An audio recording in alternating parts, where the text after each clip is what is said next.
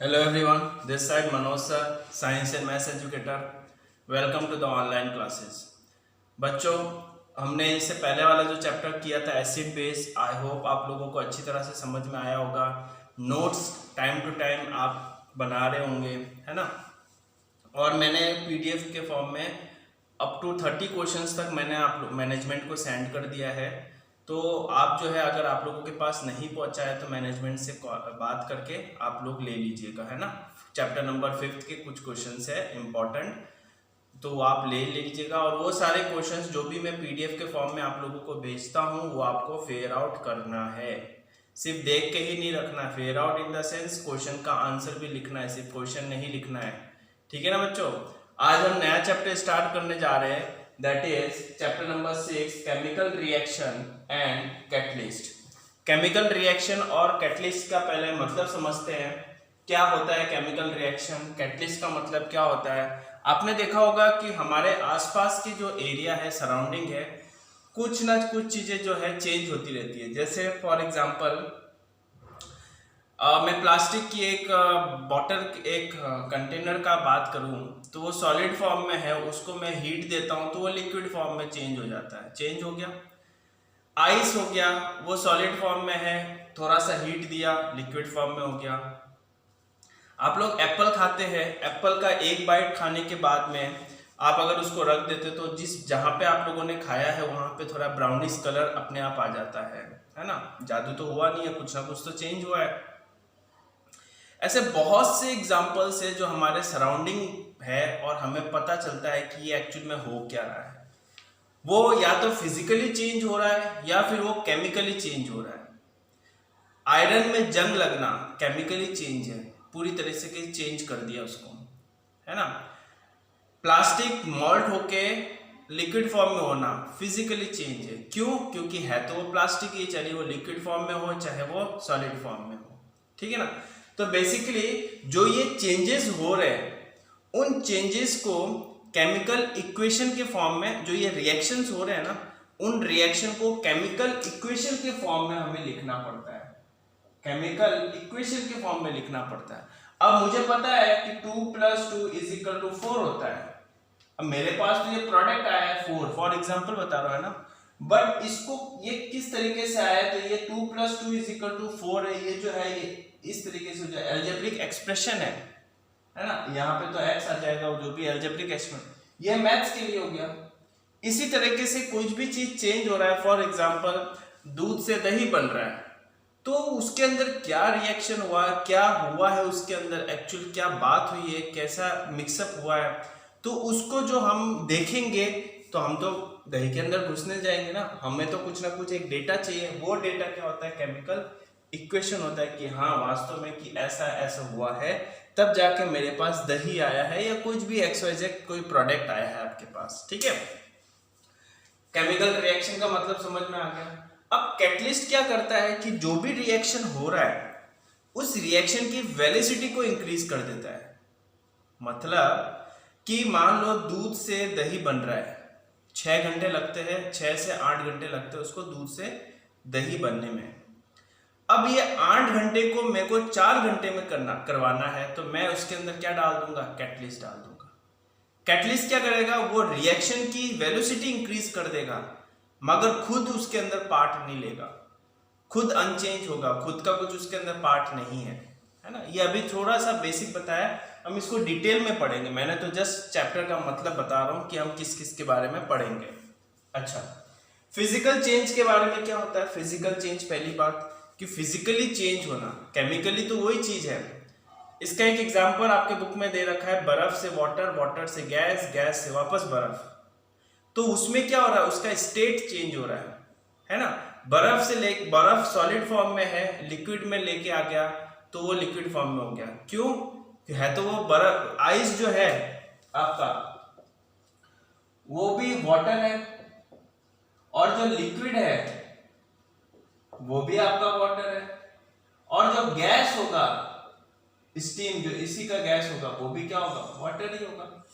तो केमिकली क्या है? वो तीनों वाटर ही है, मगर फिजिकली क्या हो गया? एक सॉलिड हो गया, एक लिक्विड हो गया, एक गैस हो गया।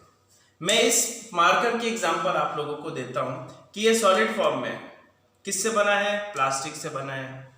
केमिकली किससे बना है? प्लास्टिक से बना है। अब मैं इसको हीट दूंगा, ये पिघल जाएगा बिल्कुल, इस अपना शेप एंड साइज सब चेंज कर देगा। तो रहेगा वो लिक्विड के फॉर्म में भी, तो ये किस में रहेगा? प्लास्टिक ही रहेगा।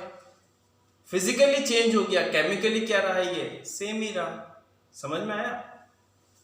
तो यही आपका होता है फिजिकल चेंज और केमिकल चेंज। अब अच्छा, केमिकल चेंज का ले लेते हैं। जैसे एप्पल का भी मैंने एग्जांपल दिया आप लोगों को, आयरन का एग्जांपल दिया कि एप्पल को मैंने खाया तो जिस जगह पे मैंने बाइट किया है, थोड़ी देर बाद अगर हमने उसको एटमॉस्फेयर में रख दिया तो थोड़ी देर बाद क्या हो रहा है, उसके अंदर ब्राउनिश कलर आ रही है ना? तो वो क्या चेंज हो रहा है, क्या रहा है एक्चुअल में? वो केमिकली चेंज हो रहा है, वो ऑक्साइड हो रहा है। ठीक है ना? आपने केला देखा होगा, एक फ्रेश होता है, 2-4 दिन रखोगे तो ब्लैकिश कलर आ जाता है। क्या हो रहा है? केमिकली चेंज हो रहा है उसके अंदर। समझ में आया? तो ये जो चेंजेस होते हैं ना, ये परमानेंट चेंज होते हैं। अब खराब केले को वापस आप सही कर सकते हो क्या? नहीं कर सकते हो। अगर ब्राउनिश कलर आ गया एप्पल में तो वापस उसको कहोगे नहीं ब्राउनिश कलर मत आ, वापस फ्रेश एप्पल हो जाए वापस, पॉसिबल नहीं है। बट फिजिकल चेंज में क्या है? पॉसिबिलिटी है कि वापस उसके ओरिजिनल पॉइंट में हम लेके आ जाए। जैसे कि मैंने इसको मोल्ड किया, मोल्ड करके मैंने वापस यही चीज बना दिया, तो ये इनिशियल स्टेज पे वापस आ गया, फिजिकली चेंज हुआ। केमिकली तो वही चीज रहा। मतलब कहने का मतलब है फिजिकल चेंज वापस अपने ओरिजिनल स्टेज पे आ सकता है, मगर एक बार केमिकल चेंज हो जाता है किसी प्रोडक्ट का, किसी सब्सटेंस का, तो वह वापस अपने फिजिकल चेंज पे, अपने इनिशियल स्टेज पे नहीं आ सकता है। समझ में आया? तो इस तरीके से कुछ डिफरेंस बिटवीन है फिजिकल चेंज और प्रॉपर्टीज है केमिकल और फिजिकल के बारे में, वो हम लोग एक बार देख लेते हैं। Only physical property like state, smell और color are changes. Colour change हो गया, स्मेल चेंज हो गया, स्टेट चेंज हो गया, ये फिजिकली रहेगा। केमिकली क्या होगा? वो उसका डिफरेंट होगा। जैसे दूध से दही बन गया, अब वापस दही का प्रॉपर्टी, कंपोजिशंस, उसकी फीचर्स, उसके हर चीज, कैरेक्टरिस्टिक सब कुछ अलग है दूध से। दूध अलग हो गया, पूरा दही अलग बन गया। वापस दही जो है दूध नहीं बन सकता है, ये हमेशा याद रखना। किस स्टेज में? जब वो केमिकली चेंज होगा। ठीक है? दूसरा है again initial substance is obtain. Initial substance हमेशा ऑब्टेन हो गया। अब प्लास्टिक की कोई कुर्सी है, उसको मोल्ड करके मैंने कोई नई प्लास्टिक की उसी मटेरियल से मैंने बॉटल बना दिया, है ना? या मैंने उसको रीयूज कर लिया, तो वो फिजिकली चेंज में वापस हम उसके ओरिजिनल सब्सटेंस में ला सकते हैं, मगर केमिकल चेंज में हम उसको ओरिजिनल स्टेज पे नहीं ला सकते। जैसे कि अगर आयरन ले लेते हैं हम लोग, आयरन एक बार जंग खाने के बाद में वापस वही सॉलिड आयरन हम ला सकते हैं क्या? वही आयरन को नहीं ला सकते। क्यों नहीं ला सकते? क्योंकि उसमें पूरी तरीके से केमिकली चेंज हो गया है। तो केमिकली चेंज क्या है इसके अंदर? परमानेंट है, मगर फिजिकली चेंज टेम्परेरी है। तो अगला पॉइंट हमारा है कि चेंज इज टेम्परेरी और चेंज इज परमानेंट। केमिकली जो होता है चेंज, वो क्या होता है? परमानेंट होता है, और फिजिकली में क्या होता है? वो टेम्परेरी होता है, वो वापस तरीके से वापस हो सकता है। ठीक है?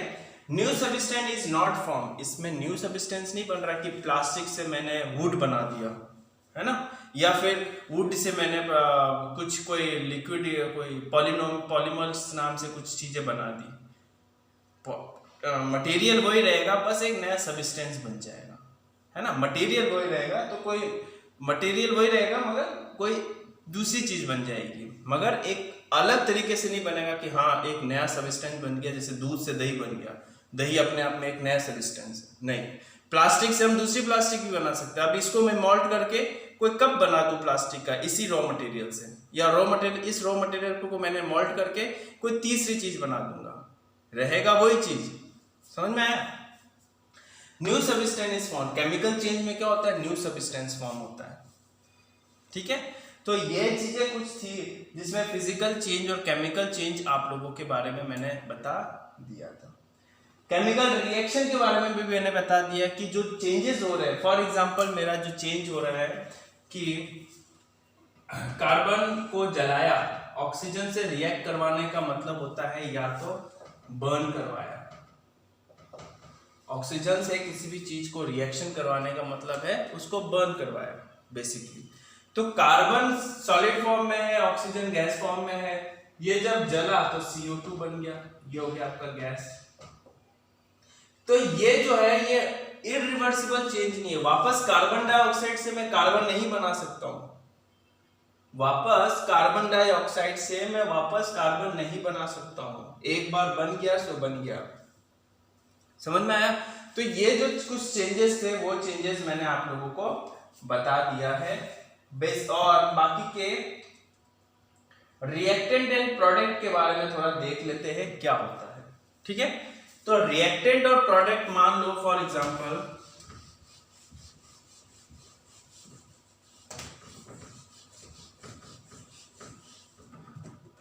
जैसे यहां पे हम ले लेते हैं C+O2 गिव अस C। आप ऐसे देखोगे तो ये मेरा कौन सा है, लेफ्ट हैंड है, और ये मेरा क्या है, राइट हैंड है। तो इस साइड में जो भी होता है वो आपका क्या होता है, प्रोडक्ट होता है, और यहां वाले कौन से होते हैं, ये हमेशा रिएक्टेंट होते हैं। अब ये जो रिएक्टेंट आपस में, ये जो दो से ज्यादा रिएक्टेंट रिएक्ट करके कोई एक प्रोडक्ट बना रहे हैं, उसको जो है हम लोगों ने एरो से डिनोट किया।